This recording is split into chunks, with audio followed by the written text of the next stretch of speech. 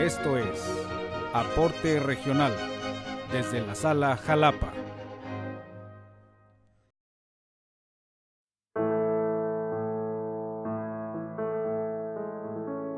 Bienvenidos a este aporte regional, el cual forma parte del recorrido histórico que hemos realizado sobre la trayectoria de la Sala Regional Jalapa con motivo del 20º aniversario de la incorporación del Tribunal Electoral al Poder Judicial de la Federación. Recordemos que en esta serie de aportes hemos contado con la participación de la exmagistrada Yoli García Álvarez y los exmagistrados José Fernando Ogesto Martínez Porcayo, Rodolfo Jorge Ortiz Escobar, Jorge Xelesque Tiburcio, David Cetina Menchi y Héctor Solorio Almazán. En esta ocasión tenemos la participación del magistrado Octavio Ramos Ramos, quien integró la Sala Regional durante los años 2013 a 2016. Acompáñanos a conocer su experiencia.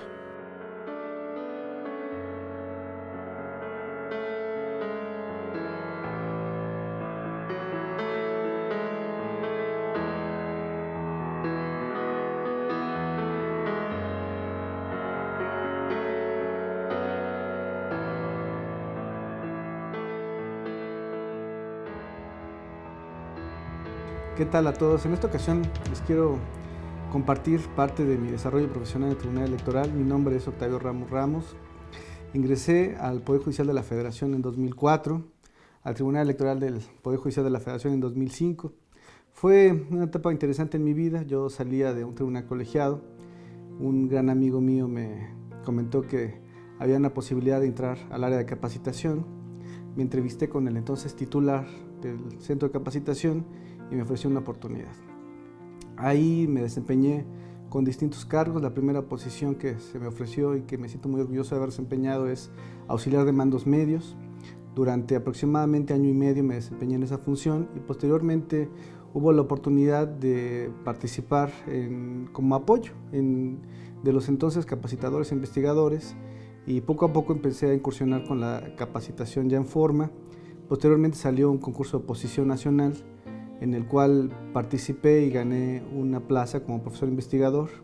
Después fui investigador también por concurso de oposición, y finalmente dentro de mi espacio en el centro de capacitación tuve oportunidad de conocer a distintas personas valiosas dentro de la materia académica, y gracias a que se conjugan muchos factores se me invitó a trabajar a una sala regional.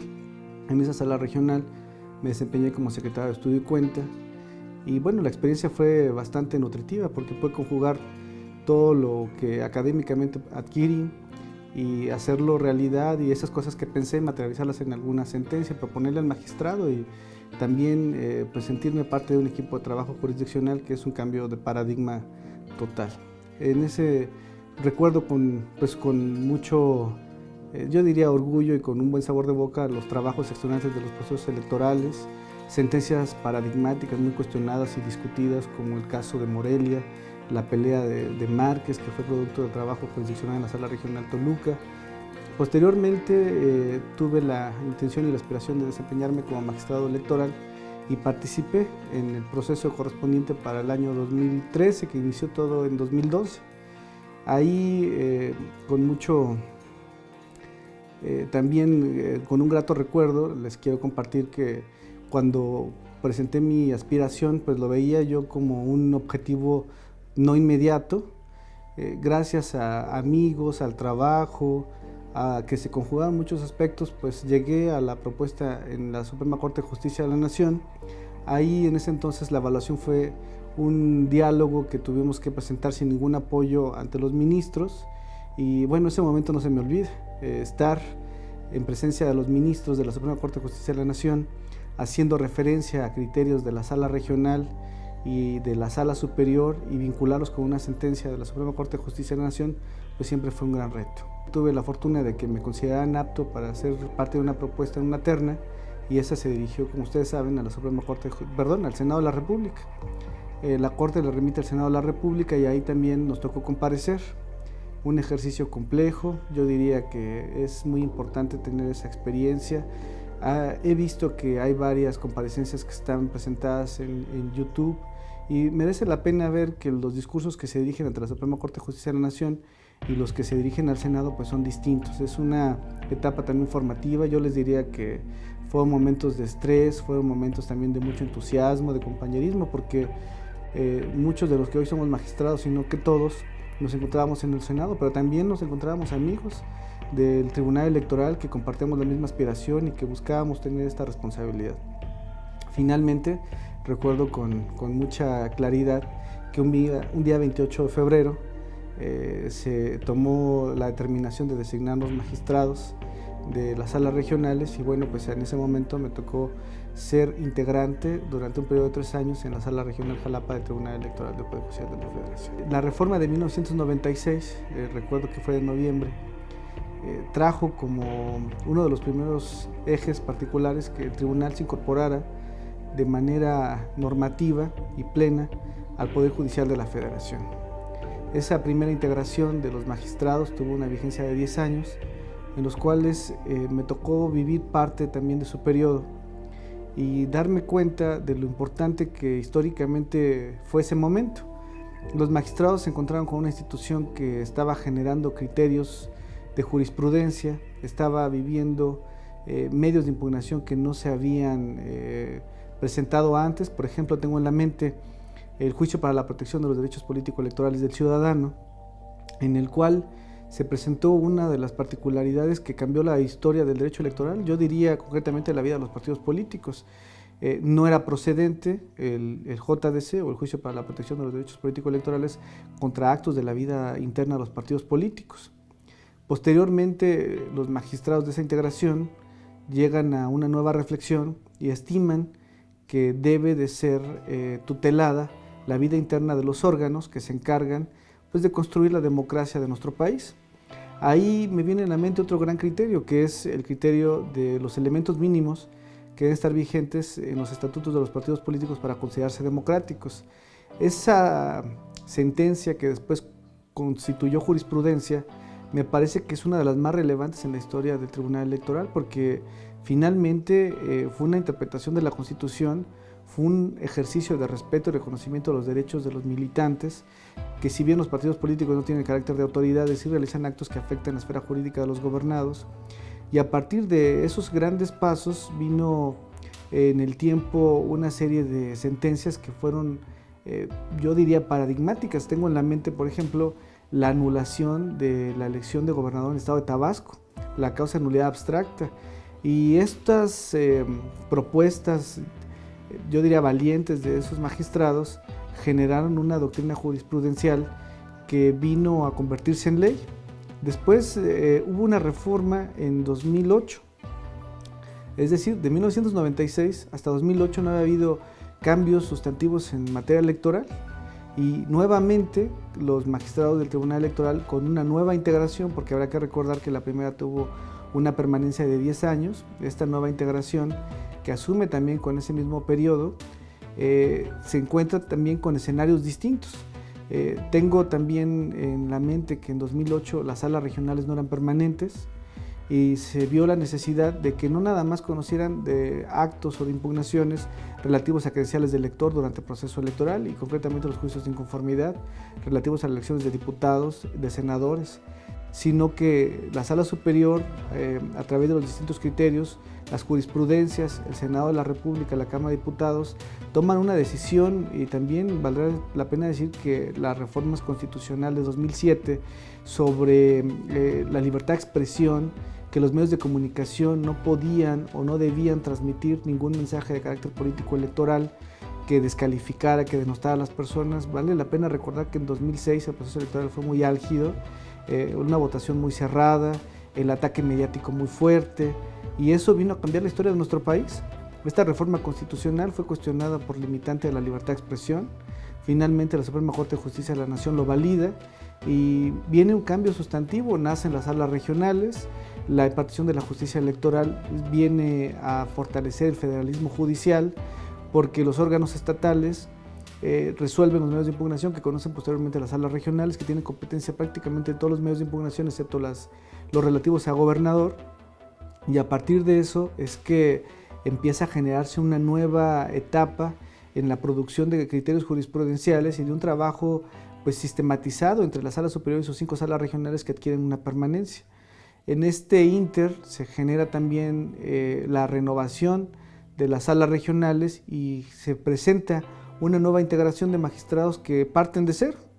El Senado de la República, a propuesta de la Suprema Corte de Justicia de la Nación, designa a 15 magistrados para integrar las entonces 5 salas regionales, y ahí es donde empieza el escalonamiento, 3, 6 y 9 años. Esta nueva generación de magistrados produce sentencias que han generado también, pues yo diría, precedentes paradigmáticos dentro del análisis y propuesta que ha tenido la Sala Superior. Tengo en mente la responsabilidad que nos tocó a nosotros con motivo de las elecciones federales y específicamente de los actos de violencia que fueron generados en el estado de Oaxaca, con la intención de que no se validara más de la votación mínima, la instalación de las casillas en los porcentajes que están previstos en la ley. Tuvimos nosotros ese debate, lo presentamos a la opinión de la Sala Superior y tomó la decisión de compartir la propuesta que nosotros habíamos presentado. Me acaba de incorporar como magistrado de la Sala Regional de Jalapa. Ya tenía unos meses en el ejercicio de la función y me invitaron a participar en la presentación de un libro de un hombre que me inspira un reconocimiento mayor como persona y como académico, maestro mío en muchos sentidos, que es el doctor Marco Antonio Pérez de los Reyes. El libro se presentó en la ciudad de Oaxaca, concretamente en el alma mater de la Universidad Autónoma del Estado de Oaxaca. Estuvo presente un académico, estuvo presente la presidenta del Tribunal Electoral del Estado, que ahora recientemente fue renovado. Y cuando se lleva a cabo la presentación, pues mi participación fue simplemente de que hablara del libro. No era yo la figura central, sino ese era el doctor Marco Antonio Pérez de los Reyes. Al final del evento, como sucede en muchas otras presentaciones de libros, pues se acercan las personas y se solicitan que uno se tome alguna fotografía o que uno haga algún comentario particular sobre algún tema que no aclaró bien en la exposición. A mí me pasó algo muy simpático porque me llaman unas personas para que me tome una foto y yo les dije que con mucho gusto, pero que yo no era el presentador del libro. Y me dijeron que no importaba, que querían la foto, y lo que yo les pedí es que me dejaran tomar el libro. Justo cuando me doy la vuelta para tomar el libro, me toman la foto, y en esa foto salgo mirando como hacia la parte de arriba, con el libro en una mano, y la nota del periódico fue sorprendente, porque en la nota me ponen que magistrado electoral se reúne con el grupo político tal, cuando está pendiente un medio de impugnación por resolverse en la sala regional. Sinceramente me parece que esto fue una experiencia que me permitió darme cuenta que la responsabilidad de las determinaciones que emitimos trasciende las fronteras de nuestra circunscripción y de donde está la sala, y que donde vayamos asumimos una responsabilidad como magistrados, personal, académica y profesional. Afortunadamente la nota pues quedó en eso, la sentencia fue de lo más cuidada por mis compañeros y por mí, como ha sucedido en todos los asuntos que fue y que hemos tenido la oportunidad de ser ponentes, y la nota no trascendió. Sin embargo, bueno, me parece que hoy lo puedo decir con cierta simpatía, pero en su momento créanme que fue una de las cuestiones que no podía yo entender. O sea, no podía yo entender cómo es posible que en un acto académico, presentando una obra de un hombre al que le tengo tanto cariño y respeto, en una universidad autónoma de la más importante del estado de Oaxaca, un estado al que le tengo un cariño enorme por su cultura, por su magia, por todo el arraigo cultural que se tiene, pues que me hubiera pasado esto. Pero también me respondí, digo, ¿por qué no?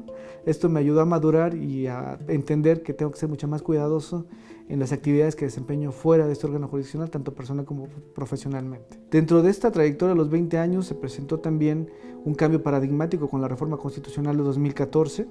Aquí tenemos que se establece, entre otras cosas, por ejemplo, en interpretación de las normas, la incorporación del respeto y el reconocimiento a los derechos humanos. Ya no solamente el artículo primero establece un parámetro de interpretación pro persona, sino que también nuestra propia Ley General del Sistema de Medios de Impugnación lo recoge. Se establece una ley de partidos y se crea una nueva sala regional especializada, también con una competencia específica sobre los procesos electorales. y te establece esta propuesta constitucional que para 2017 se integrarán otras 2 salas más. Es decir, en estos 20 años se pueden tocar varios temas que son de relevancia sustantiva para el país. Yo lo veo así.